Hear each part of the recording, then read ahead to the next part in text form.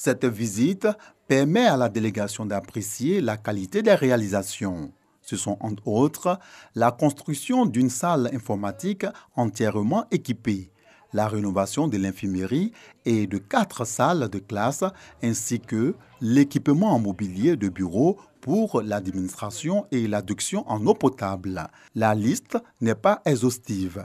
C'est une action du comité de gestion du lycée municipal d'Abobo d'un montant d'environ 50 millions de francs CFA. Ces réalisations visent à améliorer les conditions d'études des élèves et de travail des enseignants. Toutefois que nous avons des autorités qui viennent ici, ils viennent simplement pour constater ce que le COJES a réalisé et vraiment c'est un sentiment de joie.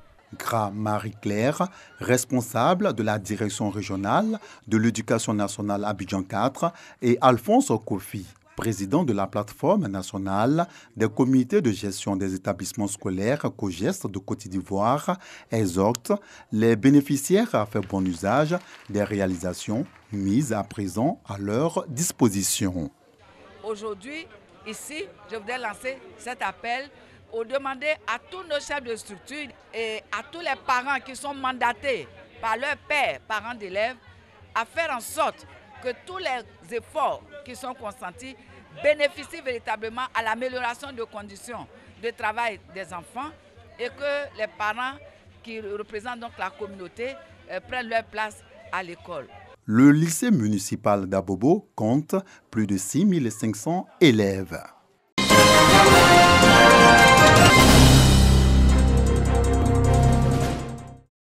Des matériels médicaux et des mobiliers de bureau composés de lits d'hospitalisation, de fauteuils roulants, de déambulateurs et de matelas, offerts à l'hôpital général d'Alépé et au centre de santé d'Alosso, Kosandji et d'Anguira.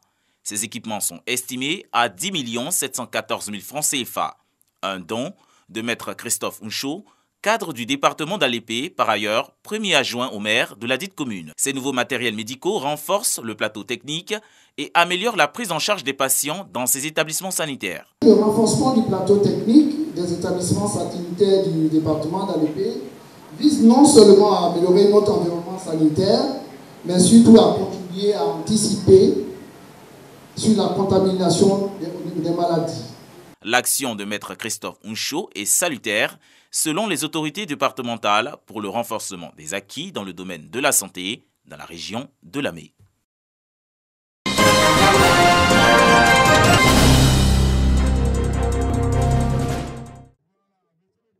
Le lancement du projet, travaux d'urgence, de réparation, de coupure de route, pose de buse, traitement de zones de bourbier et reprofilage lourd.